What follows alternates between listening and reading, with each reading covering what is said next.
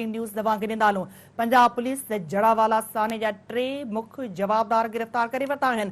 IG Punjab Usman अनवर जो चवणु आहे त वाक़े में परॾेही मुल्क जी एजेंसी मुलविस आहे। हुन चयो त दहशतगर्दनि जो नेटवर्क टोड़े छॾियो, ॿीहर अहिड़ा वाक़िया न थींदा। संदसि चवणु हो त वाक़े जो मक़सदु मुस्लमान ऐं मसीही बिरादरी में वेझा वधाइणु हुयो।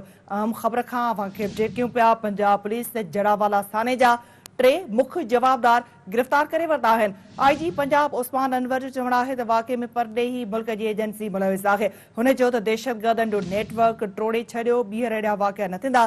संदसि चवणु हो त वाक़े जो मक़सदु मुस्लमान ऐं मसीही बिरादरी में वेझा वधाइणु हुयो। पंजाब पुलिस जड़ावाला थाने जा 3 मुख्य जवाबदार गिरफ़्तार करे वरिता आहिनि। आईजी पंजाब उस्मान अनवर जो चवणु आहे त वाक़े में परॾेही मुल्क जी एजेंसी मुलविस आहे। हुन चयो त दहशतगर्दनि जो नेटवर्क टोड़े छॾियो, ॿीहर अहिड़ा वाक़िया न थींदा। संदसि चवणु हुयो त वाक़े जो मक़सदु मुस्लमान ऐं मसीही बिरादरी में वेझा वधाइणु हुयो। पंजाब पुलिस जड़ावाला थाने जा 3 मुख्य जवाबदार गिरफ़्तार करे वरिता आहिनि। आईजी पंजाब उस्मान अनवर जो चवणु आहे त वाक़े में परॾेही मुल्क जी एजेंसी मुलविस आहे। हुन इहो बि चयो त दहशतगर्दनि जो नेटवर्क टोड़े छॾियो, ॿीहर अहिड़ा वाक़िया न थींदा।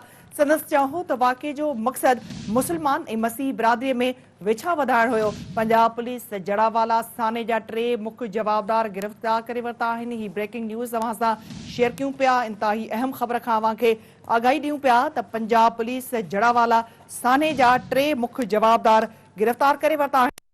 पंजाब उस्मान अनवर